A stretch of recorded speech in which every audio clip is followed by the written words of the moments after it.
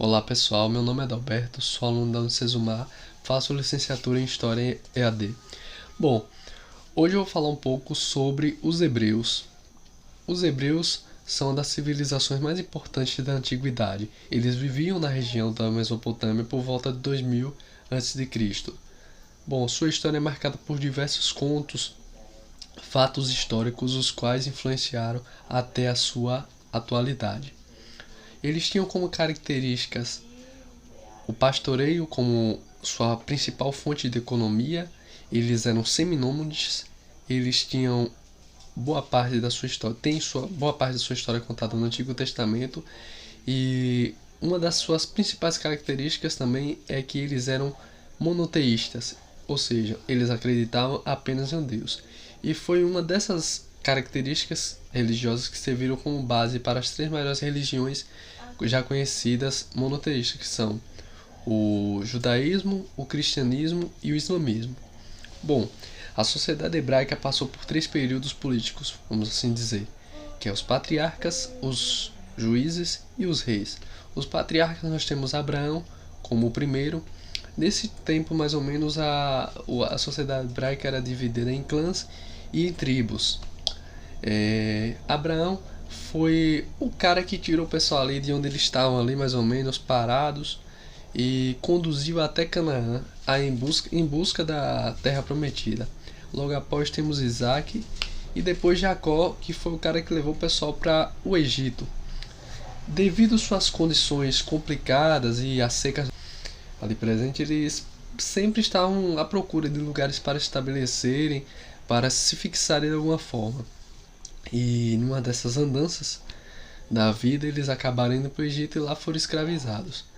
Porém, tiveram Moisés como líder lá, que foi quem libertou o povo, e no conhecido episódio bíblico também temos o relato da travessia do Mar Vermelho.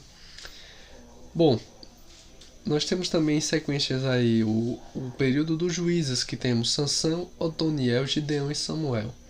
Nesse período, a galera estava mais militarizada, eles já estavam meio que mais preparados para a guerra, então eles já tinham mais que uma base militar de como iam fazer, de como iam trabalhar, mesmo que divididos em tribos.